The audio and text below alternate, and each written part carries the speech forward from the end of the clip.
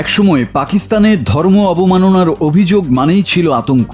অভিযোগ সত্য কি মিথ্যা তা যাচাইয়ের আগেই রাস্তায় নেমে আসতো জনতা। শুরু হতো উত্তেজনা, হামলা, কখনো গণপিটুনি, এমনকি প্রাণহানিও। কিন্তু সেই চিত্রে এখন বড় পরিবর্তনের ইঙ্গিত মিলছে। গত মাসে করাচিতে একটি খ্রিস্টান পরিবারের বিরুদ্ধে ব্লাসফেমির অভিযোগ ছড়িয়ে পড়তেই শত শত মানুষ জড়ো হয়। পরিস্থিতি দ্রুত উত্তপ্ত হয়ে উঠতে পারত, কিন্তু এবার পুলিশ জনতাকে নিয়ন্ত্রণে নেয়। কিছুক্ষণের মধ্যেই ভিড় ছত্রভঙ্গ হয়ে যায়। পরে তদন্তে বেরিয়ে আসে অভিযোগটি ছিল মিথ্যা।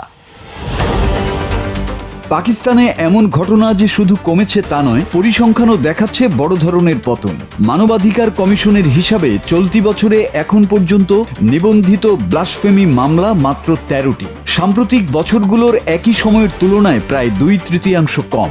আর সংঘাত পর্যবেক্ষণকারী সংস্থা ACLEDর তথ্য বলছে 2021 থেকে 2024 সাল পর্যন্ত প্রতি বছর গড়ে 7টিরও বেশি ব্লাসফেমি সম্পর্কিত হামলা বা দাঙ্গা হলেও গত এক বছরে এমন ঘটনা ঘটেছে মাত্র একটি। এই পরিবর্তনের পেছনে বড় কারণ হিসাবে সামনে আসছে রাষ্ট্রের কঠোর অবস্থান। সেনাপ্রধান ফিল্ড মার্শাল আসিম মুনিরের তত্ত্বাবধানে উগ্র ইসলামপন্থী সংগঠনগুলোর বিরুদ্ধে শুরু হয়েছে ব্যাপক অভিযান। নিষিদ্ধ করা হয়েছে তেহরিক-ই লাব্বাইক পাকিস্তান বা TLP। গ্রেপ্তার করা হয়েছে সংগঠনটির বহু নেতা। সিলগালা করা হয়েছে মসজিদ, জব্দ হয়েছে ব্যাংক হিসাব। যে সংগঠনগুলো অতীতে ব্লাসফেমির অভিযোগকে কেন্দ্র করে জনতাকে রাস্তায় নামাতে বড় ভূমিকা রাখত, তাদের উপরই এখন চেপে বসেছে রাষ্ট্রের নিয়ন্ত্রণ। এর পেছনে শুধু নিরাপত্তা নয়, অর্থনীতি ও আন্তর্জাতিক সম্পর্ক বড় কারণ বলে মনে করছেন বিশ্লেষকরা।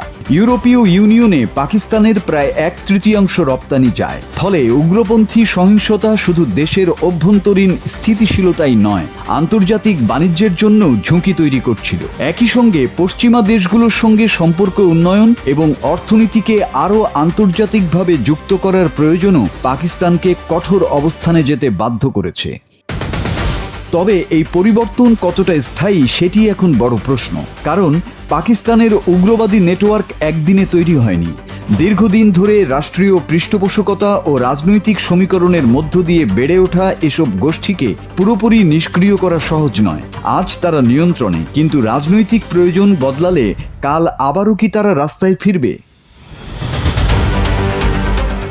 খ্রিস্টান, শিয়া ও আহমদিয়া সম্প্রদায়ের মানুষদের জন্য তাই পরিস্থিতি কিছুটা স্বস্তির হলেও ভয় এখনো পুরোপুরি কাটেনি। কারণ পাকিস্তানে ব্লাসফেমির অভিযোগের সবচেয়ে বড় বিপদ শুধু অভিযোগটি নয়, অভিযোগ ছড়িয়ে পড়ার পর জনতার হাতে বিচার চলে যাওয়ার সেই পুরনো সংস্কৃতি। রাষ্ট্র এবার সেই সংস্কৃতির লাগাম টানতে পেরেছে, কিন্তু সেই লাগাম কতদিন শক্ত থাকবে তার উত্তরই বলে দেবে পাকিস্তানে সত্যিই কি পরিবর্তন এসেছে, নাকি এটি কেবল সাময়িক বিরতি। মাসুদ হাসান, বাংলা টিভি।